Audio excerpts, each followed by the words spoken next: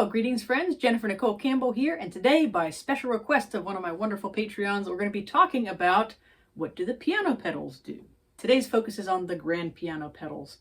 So first of all, the right pedal is called the damper pedal. And the reason it's called the damper pedal is because if you look inside the piano, see those little black things, the dampers? So the dampers are going to come up when I press the pedal, like this. And so that means, let's say if I'm playing a scale with the pedal, not down, you'll notice that the dampers come back down. If I leave the dampers up and I press down the pedal, we have a flurry of sound happening there. So the sound continues, it doesn't stop, the dampers don't come back down. Now the damper pedal is very often going to be used in music from the Romantic era and moving forward. In the classical era, sometimes you'll use pedal. Baroque era, it's interesting. I liked one comment that someone had. They said in Bach, for example, you shouldn't notice if the pedal's being used, but you can use the pedal. So if it starts to seem a little swarmy, for example, if you're doing the C minor Prelude from Book 1, the last thing you want to do is go. It's very dense and it's got too many layers going on there. You want that nice clarity. This is when we're talking about the harpsichord, the clavichord, those kind of instruments being used before the modern day piano. Beethoven liked experimenting with the pedal. There's one interesting piece by Mozart, the Rondo in A minor, that was apparently written around the time that Mozart was experimenting with utilizing a pedal that was actually a knee pedal. So he had to push his knee up this way instead of pedals down underneath the keyboard or the clavichord, the harpsichord. And here's the beginning of that piece.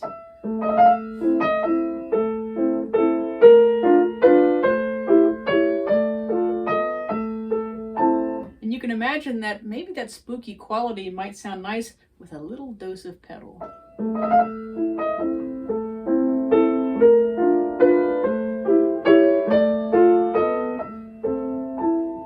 So the damper pedal, very useful to use for sustaining certain notes, keeping chords alive through the sound. Let's say Submerged Cathedral.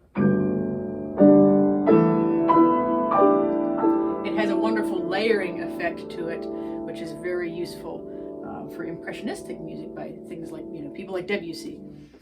The middle pedal is called the Sustanuto Pedal. This is one of the most rarely used pedals. So what happens when you use the Sustanuto pedal, if you press one key down and then press the pedal down, only that note's going to be sustained. Only that damper is up. All the other notes, it almost acts like a kind of drone, if you will, and there are very few pieces that I know of that use that. One piece by David Auldon Brown called Olympiad uses it at the very end. He goes. Do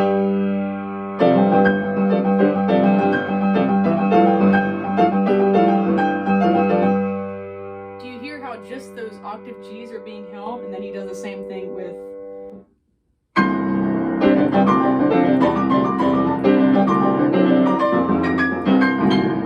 So he's utilizing these fourths and fifths, which give it a really resonant quality, while the other textures and other notes can be a little bit more pointed, if you will, or separated. So really interesting use of the pedal. Some people use that in that Debussy piece, Submerged Cathedral,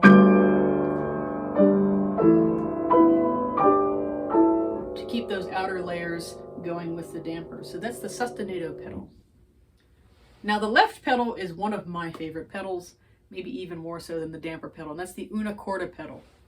Now you'll watch, when I press this pedal down, the action moves so that only 2 out of the 3 strings are being struck with the hammer. That gives it a slightly softer sound, but even more so, it changes the timbre or the color of the sound in a really special way. Now when pianos are out of tune, and let's say one of the strings is out of tune, and you use the unicorda pedal, sometimes the piano sounds more in tune. So that's one of my fun tricks to use. It's a trick you can use too, if you're playing on a piano that's especially out of tune. But it gives it a very beautiful quality. Let's look at a piece like perhaps the Chopin Raindrop Prelude.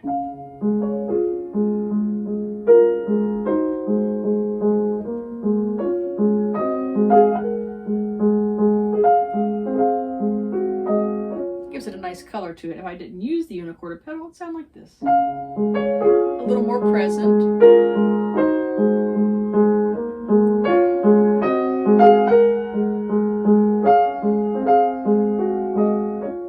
So that's the una corda pedal for you.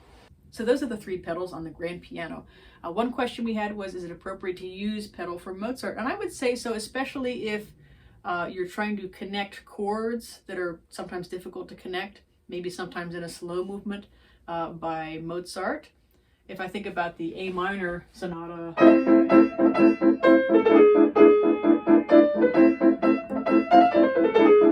it might be helpful to use just a little bit of kind of padding to that. So